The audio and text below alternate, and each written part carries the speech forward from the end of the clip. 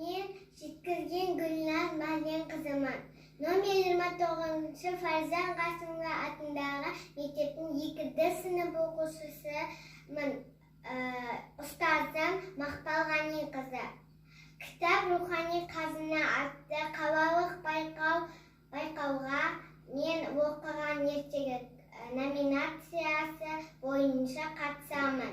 Менің таңдаған ертегім Ханс Кристиан Андерсеннің «Күймеғіз» атты ертегісі. Ертеде бір әйел болыпты. Ол бала асырап алғысы келді, бірақ оны қайдан алсын? Сөйтіп ол Тәуіп кемпірге барып былай деді: «Мен бала асырап алғым келеді, баланы қайдан тапсам екен?» «Сол да сөз бе?» деді Тәуіп. «Мә саған, арпаның дәні, бірақ бұл жай дән емес, егетін де, тауыққа шашатын да емес. Мұны гүл-құмыраға егесің, сосын көресің не боларын». «Рахмет» деді де әйел Тәуіпке 12 мәлімет берді. Үйіне барып әйел арпа дәнін гүл-құмыраға егіп еді. Сол бойда бәйшешекке ұқсас үлкен әсем гүл өсіп шыға келді. Бірақ ол әлі шешек атпаған күйі бүрісіп тұрған еді. «Қандай керемет бәйшешек» деді де әйел оның сары жолақты қызыл шешегін сүйіп алды. Гүл бүлк етті де шешек атты. Сөйтсе бұл нағыз бәйшешек екен. Оның шұңғылында жасыл орындықшада түймедей ғана қыз бала отыр. Ол сондай нәзік те кішкентай бойы шынашақтан да кіші еді. Сол себепті оның есімі Түйме болды. Оған бесікті жаңғақтың жылтыр қабығынан жасап, көгілдір майда гүл төсек болып, ал раушан гүлдің шешегі жамылғыға жарады. Қыз бала түнгісін бесікке бөленіп, ал күндіз ол үстел бетінде ойнады. Үстел үстінде әйел табақшаға су құйып қойды да оның жиегіне гүлдесті сүйеді.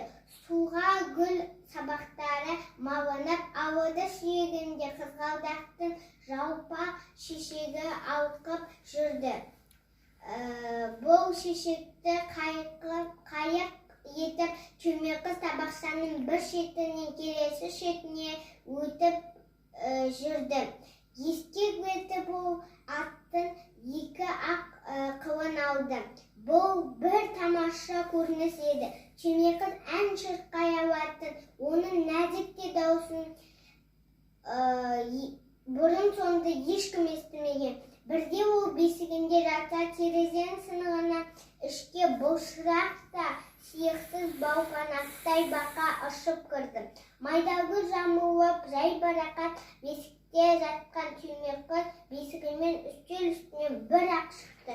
«Олмақ» деп бақа қызды жаңғақ бесігімен бірге алды да терезеден баққа бір-ақ ырғып шығып кетті. Бақты жағалап үлкен өзен ағып жататын жағасы қапаста жабысқақ балшық еді.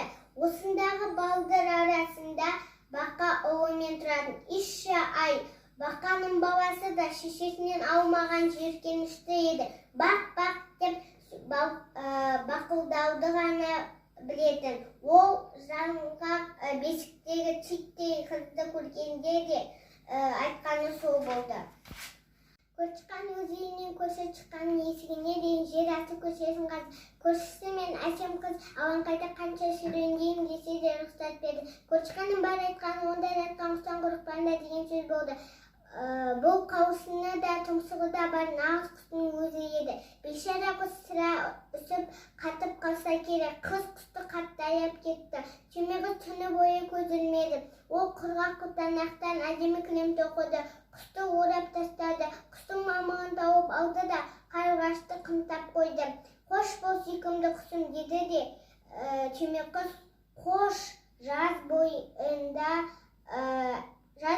айында әсем ән салып бергенің үшін рахмет. Басын иіп құстың кеудесіне басты да шошып түсті.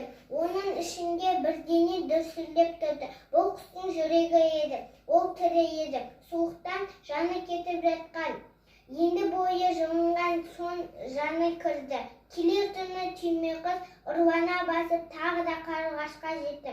Ол кәдімгідей тіріліп қалыпты, бірақ түк әл-дәрмені жоқ екен. Мың мәрте рахмет саған, сүйкімді кішкентай қыз, деді әлжуаз қарлығаш. Мен сондай жақсы жылындым, енді көп ұзамай оңалармын. Сосын тағы да күн көзіне ұшып шығам. Ах, деді қыз, қар жауыпты, күн өте суық. Одан да жылы орнынан қозғалма, керегені мен әкеп тұрайын. Түймеқыз оған гүл жапырақшасына құйып суды әкеліп берді. Қарлығаш қанаттың бұтаға қалай жарақаттап алғанын айтты. Қарлығаш осы жерде қыстап шықты. Ал түймеқыз оны күтумен болды. Мұны көртышқан да, сұртышқан да сезбеді. Олардың құсты жек көретінін білесіңдер ғой. Көктем келіп, күн жылынған соң қарлығаш та қызбен қоштасты. Түймеқыз ол ұшып шығу үшін көртышқан тескен сандуалды ашып берді. Қош бол, сүйкімді құстағыз, деді де қарлығаш самғап ұша жөнелді.